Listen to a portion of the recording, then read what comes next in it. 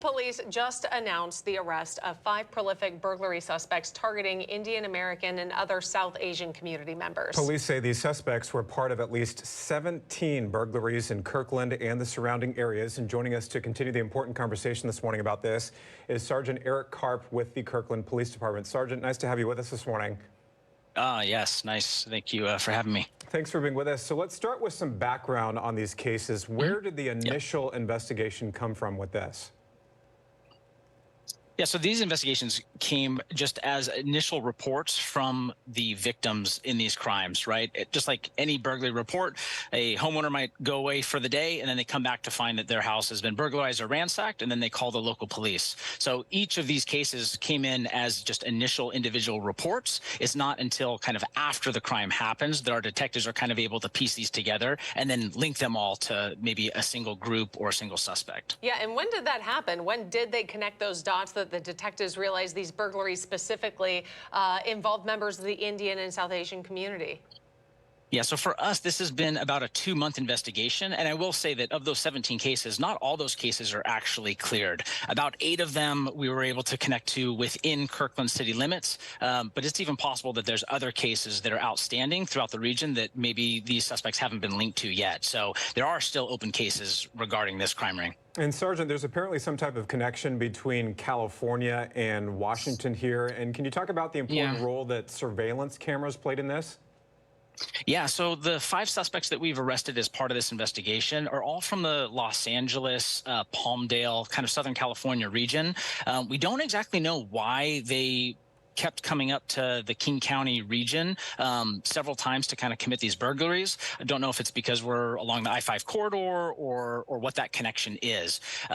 Surveillance is always just more and more in today's society becomes a bigger and bigger factor in police being able to solve crimes. What was unique about the surveillance situation with this case is that the suspects actually carried handheld devices. We refer to them as jammers, and that actually confuses like Wi-Fi, Bluetooth, and radio signals in a short range. And so many of the surveillance, initial surveillance systems that we were able to look at actually had a residence that would have their surveillance system kind of go either blurry or get pixelated at the time of the burglary, and then their signal would return once the thieves walked away from those surveillance devices. So our detectives actually had to rely on neighbors' surveillance cameras and neighbors' video systems that showed the suspect's vehicle and the suspects coming to and from the burglaries. So it was kind of a unique twist, but by them using these jammers helped our detectives connect these burglary cases to other cases throughout the region. Yeah, it seems like just as technology advances, someone comes up with some way to circumvent it.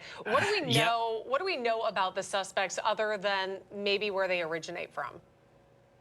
These suspects they seem to be known to law enforcement. They do have some history, kind of maybe the ringleader, as you might call it, had quite a bit of history in Southern California for similar type crimes.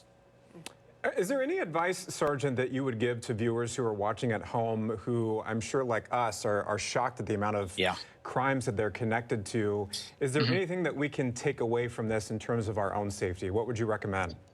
Yeah, so what these suspects would typically do is before they would burglarize a house, these crimes oftentimes happen during the day. We call them daytime burglaries, and they might send one person in the group up to the door to ring the door bell or knock on the door to see if the person's home. And then if there is no answer at the door, then these burglars would enter usually through the back of the residence. So if you are home alone or just home and someone comes to your door and you don't want to answer the door, that's fine, but maybe if you're able to indicate some way, whether it's through a light being on or telling someone through the door that you're not interested, that might be enough to deter people from trying to burglarize an unoccupied residence, if that makes sense. Yeah.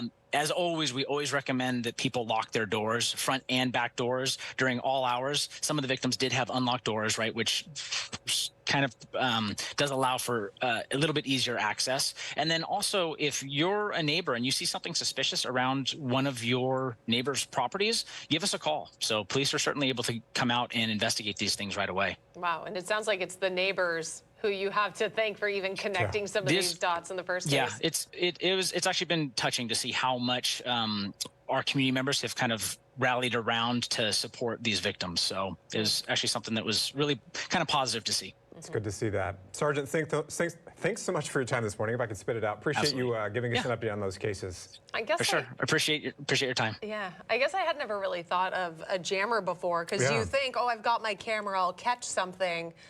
But yeah, in this case, you know, thankfully the neighbors had something that they could capture as well. It makes me want to knock on my neighbor's door and be like, hey, do you have any cameras? Just in case something happens. In case something happens. It's good that they were obviously being willing to help with this pretty complex investigation. I mean, it's spanning at least 2 states, if not 3, if you're going through Oregon too. But 17 crimes.